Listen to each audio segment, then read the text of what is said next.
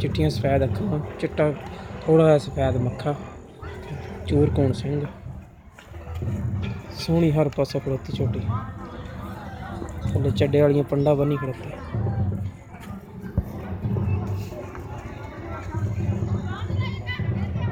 थोड़ी जी सूत धुन्नी जवा पाई, धुन्नी एडी कोई नहीं। देखो चड्डे पिछले खुर थोड़े सफेद ने, पूछ सफेद है।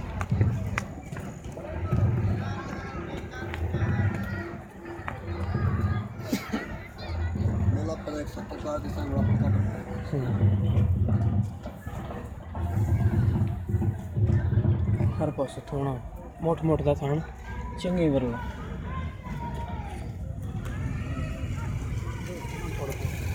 मैंने की खड़ी रहना।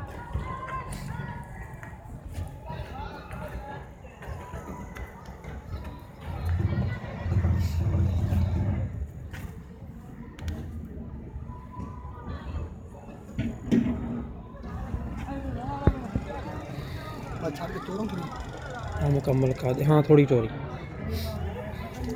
है चोटी का मुकम्मल काद, पिछा चंगा चौड़ा चोटी का, चड्डा सूत आ लाई खलोती, प्योर नीली दी, बटन भी है नीली दी निशानी जी। देखो मज के टुरन दे कोई फाल्ट नहीं, कोई किसी किस्म का मसला नहीं।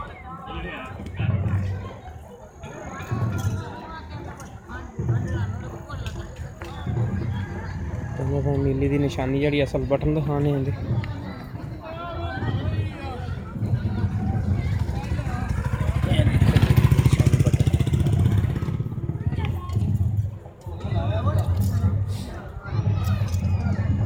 पिछे ने कट्टा जी, कट्टा कट्टा जी, आ कट्टा मार दे मगर सफेद मक्खा कल सोई है। मालक नूं पुछने दे थले दुध किन्ना।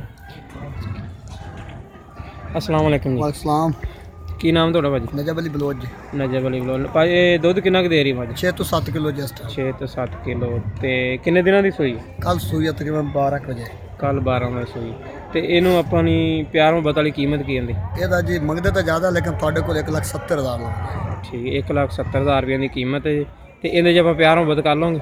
बस कोई थोड़ी बहुत जी हुई कर लवांगे। ठीक है, प्यार मुहब्बत कर लैणगे। 1,70,000 रुपया मुल है झोटी का। तो जिस मेरे वीर नूं जरूरत होवे, पसंद आवे, साडे नाल राबता कर सकदा।